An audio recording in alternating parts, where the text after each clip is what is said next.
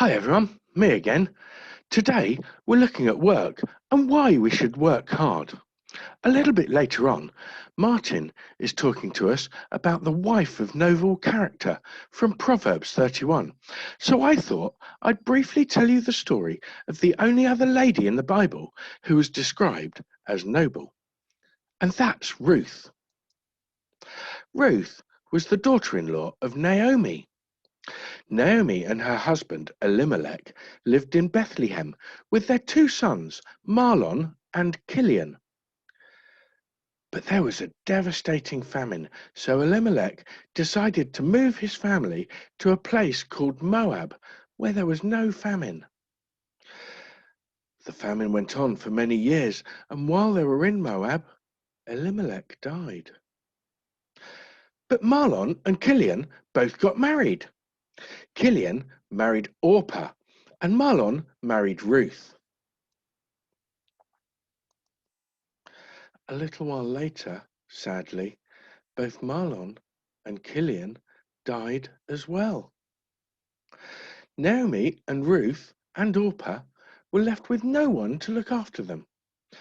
But Naomi had heard that the famine back home was over, so she decided she would go back to Bethlehem. She told Orpah and Ruth to go back to their families and to find new husbands because they were still young and beautiful. Orpah did what she was told and left. But Ruth would not leave. She loved Naomi and said to her that she would go with her and look after her.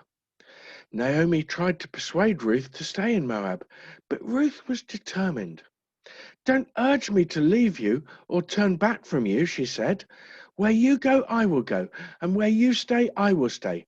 Your people will be my people, and your God will be my God." Ruth had committed to being part of Naomi's family when she married Mahlon, and she was going to honor that promise. So the two ladies set off for Bethlehem.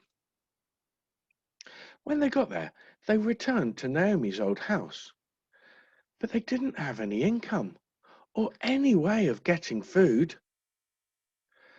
It was the time of the barley harvest, so Ruth said to Naomi, "I will get us some food. Let me go and gather grain in the fields when it's been dropped by the harvesters." Naomi replied, "Thank you, my daughter. Go to the field of my relative Boaz. He will look after you." So Ruth went day after day to Boaz's field and gathered barley that had been dropped on the floor. Boaz soon noticed Ruth gathering grain and asked one of his men, "Who is that?"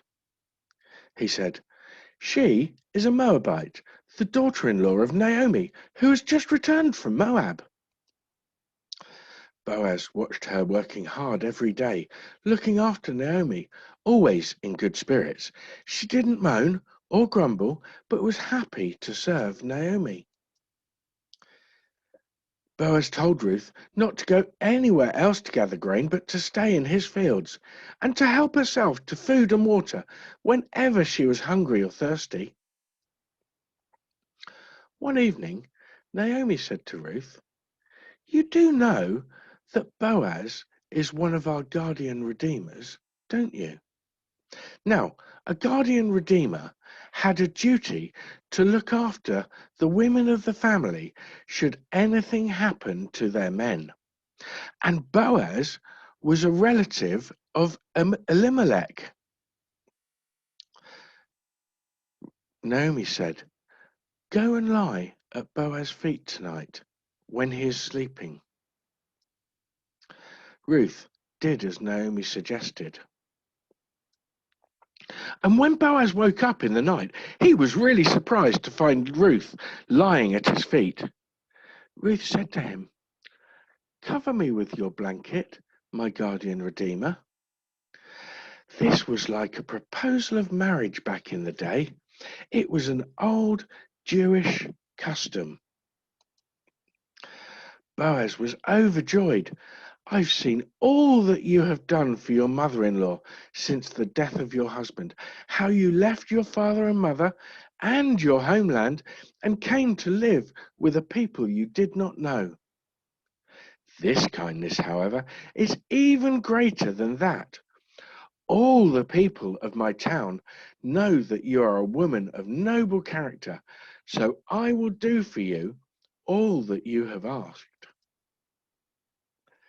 The next morning, Boaz went to see the elders.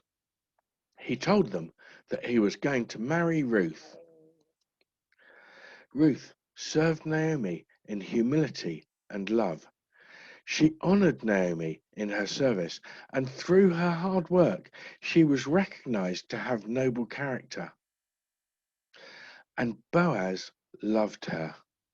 So Boaz and Ruth were soon married and had a son whom they called Obed. In time, Obed also had a son, which he called Jesse. And guess what? Jesse had a son. Jesse's son was called David, the same David that we looked at last week, the third king of Israel. It's amazing where a little hard work can get you, isn't it?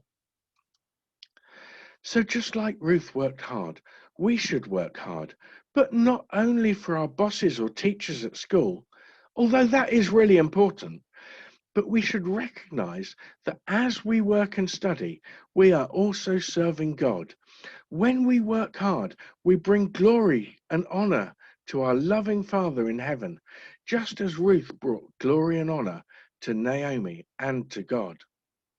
Colossians 3:23 and 24 says, whatever you do, work at it with all your heart, as working for the Lord, not for men, since you know that you will receive an inheritance from the Lord as a reward.